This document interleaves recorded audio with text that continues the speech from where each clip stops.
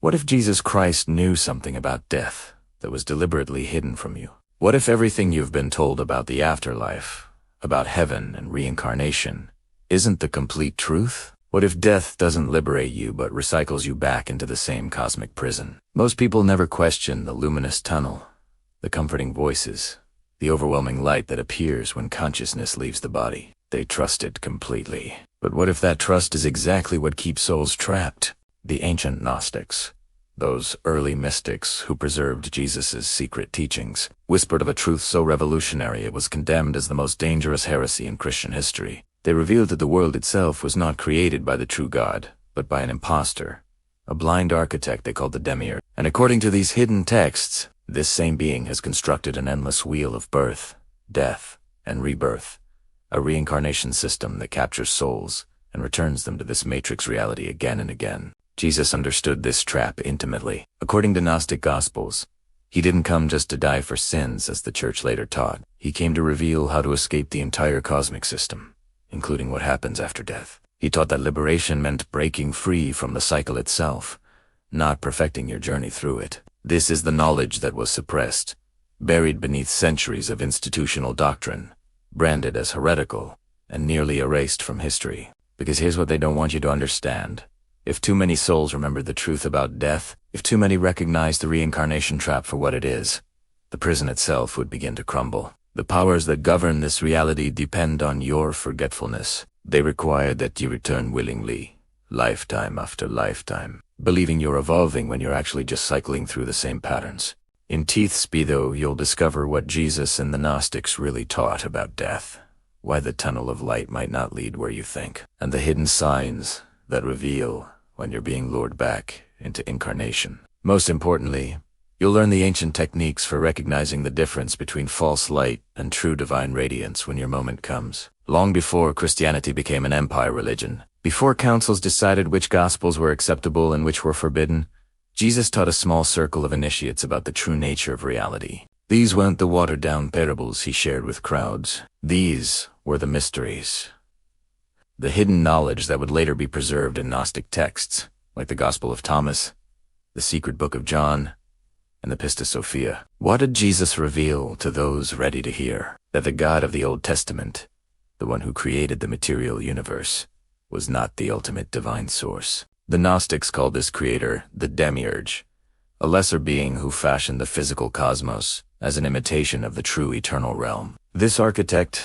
ignorant of the higher dimensions beyond him, declared himself the only God and populated his creation with our cosmic wardens who govern the planets, stars, and cycles of human existence. According to these teachings, the soul doesn't belong in this material prison. True life exists in the pleroma, the realm of divine fullness where Jesus originated before descending into flesh. But the Demiurge's system recycles consciousness, binding souls to the wheel of reincarnation so they continue fueling his dominion through their attention, their suffering, their perpetual seeking.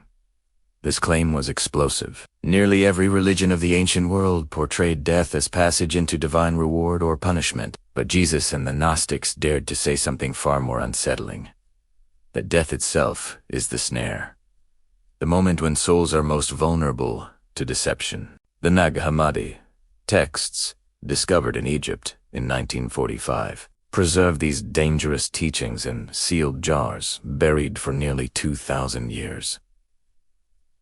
Why such effort to erase this knowledge? Because fear of death is the strongest chain. A soul convinced it must return repeatedly to learn lessons is a soul unlikely to rebel against the system. But a soul that remembers it was never meant to be trapped, that recognizes its divine origin beyond this cosmos, becomes dangerous. Dangerous to earthly authorities, dangerous to religious institutions, and most importantly, dangerous to the Demiurge himself. Jesus came not to perfect the cycle, but to show humanity how to break free from it entirely. Imagine your final breath leaving your body.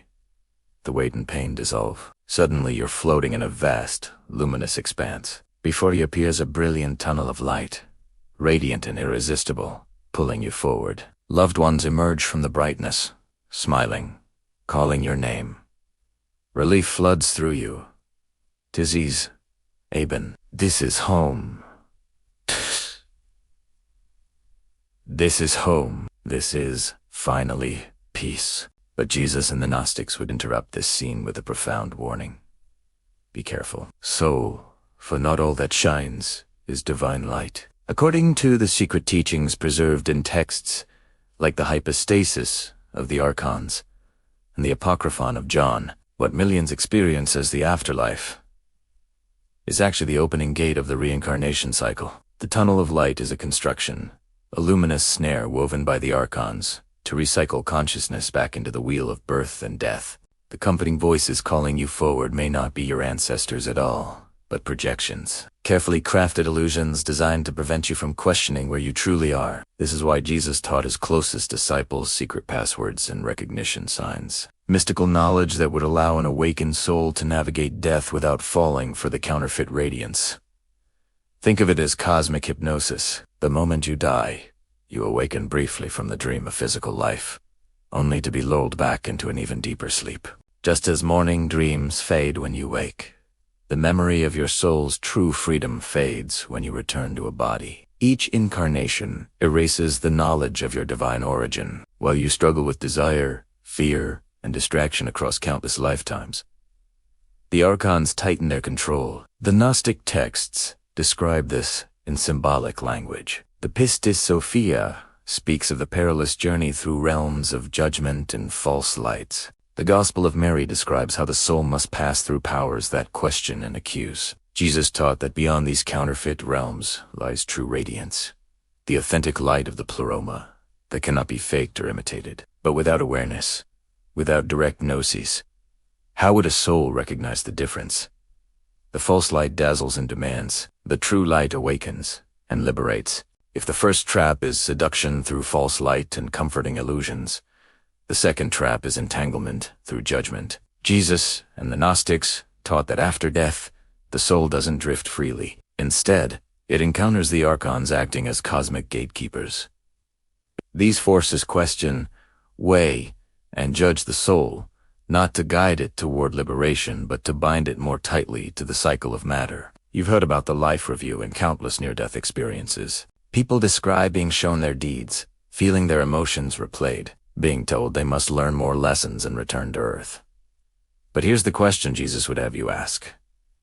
Who is conducting this review? The Gnostics revealed that this judgment doesn't come from the true divine source, but from the counterfeit rulers of the material system. By convincing the soul it has failed, that it carries debts, and must return to correct mistakes, the archons ensure the reincarnation cycle never ends.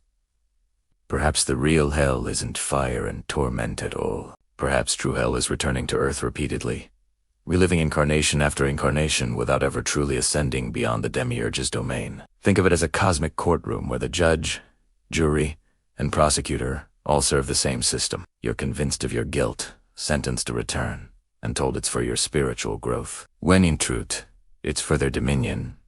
And what about karma? In the Gnostic perspective that Jesus taught, karma isn't divine justice, but programming, a set of energetic cords and weights that pulled the soul back into density. This radically departs from other Eastern traditions. While Hinduism and Buddhism teach that reincarnation is a learning path, ultimately leading to liberation, Jesus and the Gnostics flip this completely. Reincarnation itself is the problem. Liberation comes not by playing the game skillfully, but by refusing to play it altogether. This is why the first apocalypse of James describes how the soul, upon meeting these rulers, must not cower but boldly declare its origin in the realms of light beyond their authority. Only then can consciousness ascend beyond their grasp. The cycle maintains itself through ignorance. But the key to freedom is remembrance of who you truly are, beneath every identity you've ever worn. So if the Demiurge's trap is real, if death opens the door to a recycling system, what did Jesus actually teach his initiated disciples about escaping it?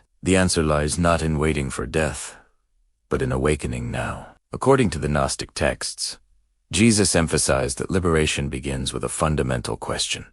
Who am I beyond this body? Beyond this story? Beyond every role I play? Each time you peel back a layer of false identity, the trap's hold loosens. The Demiurge can only bind what identifies with form. It can only ensnare consciousness that vibrates at the frequency of fear, desire, and attachment. This is why Jesus taught Gnosis, direct inner knowing that transcends belief and doctrine, meditation, contemplative prayer, moments of silent awareness watching your own thoughts. These weren't empty rituals, they were training grounds, rehearsals, preparing the soul for its ultimate test. The Gospel of Thomas records Jesus saying, "If you bring forth what is within you, what you have will save you. If you do not have that within you, what you do not have within you will kill you."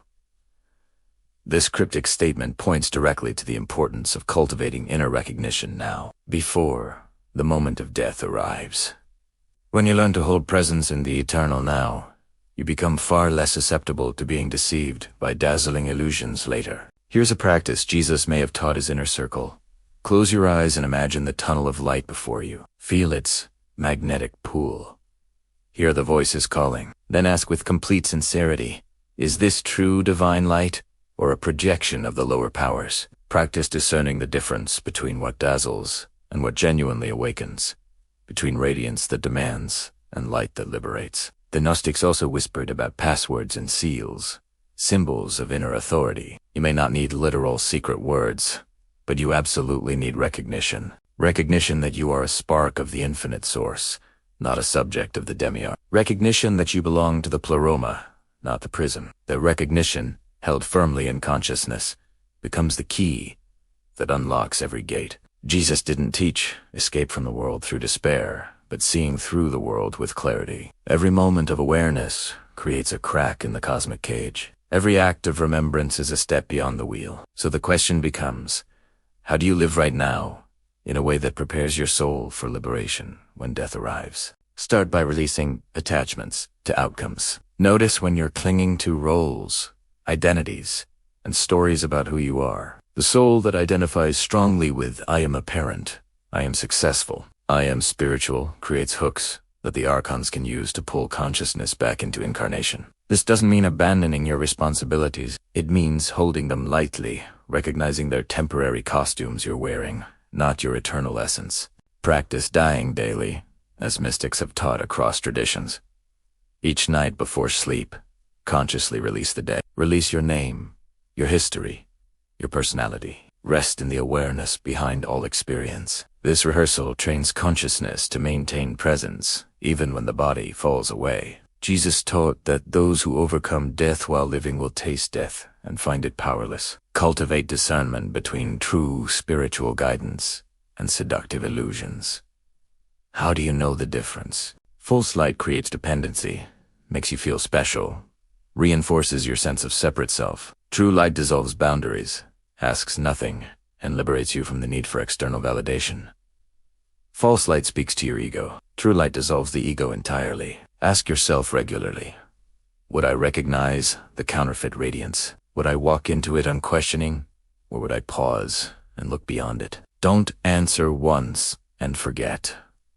Carry this question as a living practice. Let it shape how you navigate every choice, every moment of awareness. The Gnostic path that Jesus embodied is not about transcending the world through rejection, but about seeing through its illusions with unwavering clarity. When you stop fearing death because you recognize it as another mask, when you stop clinging to reincarnation as necessary for growth, you begin tasting freedom even while embodied. The training ground for liberation is not some future moment. It's right now. For centuries, humanity has been told that death leads either to heaven or hell, reward or punishment. But Jesus and the Gnostics revealed a more liberating truth. Both are illusions designed to lure the soul back into the cycle. We've traced these ancient teachings from the secret texts hidden in desert caves to the whispered warnings of mystics who refuse to bow to the rulers of this world. We've explored the illusion itself, false light, the cosmic judgment, the endless wheel of karma. We've uncovered how awareness, remembrance, and inner gnosis become the keys to freedom. But as Jesus repeatedly emphasized, no one can walk this path for you. No priest, no guru, no system of belief will break the cycle. The only force that can pierce the veil is your own awakened recognition. The question is not what happens after death. The question is, who will you be when death arrives? Will you follow the comforting voices without question? Or will you pause and remember? Will you step into the light of illusion? Or will you turn toward the higher radiance that Jesus pointed to? The authentic light of the pleroma beyond all archonic imitation. Perhaps the way you live now, the choices you make daily, and the awareness you cultivate each moment all determine whether your soul will be deceived by false light or recognize true divinity. Because the soul that remembers cannot be trapped. The soul that awakens to its origin beyond the Demiurge cannot be deceived by his cosmic theater. And perhaps that's the greatest secret Jesus tried to convey. The prison has never been stronger than your own attention. The moment you turn awareness inward, recognizing the divine spark within, the walls begin to crumble. Death is not the end, not the beginning. It is the ultimate test, and the key has always been within you. To remember is to awaken. To forget is to return again and again until the soul finally recalls its truth. If this revelation resonated with your soul, share your thoughts in the comments. What do you believe Jesus really taught about death? Help spread this hidden wisdom by liking and subscribing to the Gnostic Eye. The awakened cannot be deceived.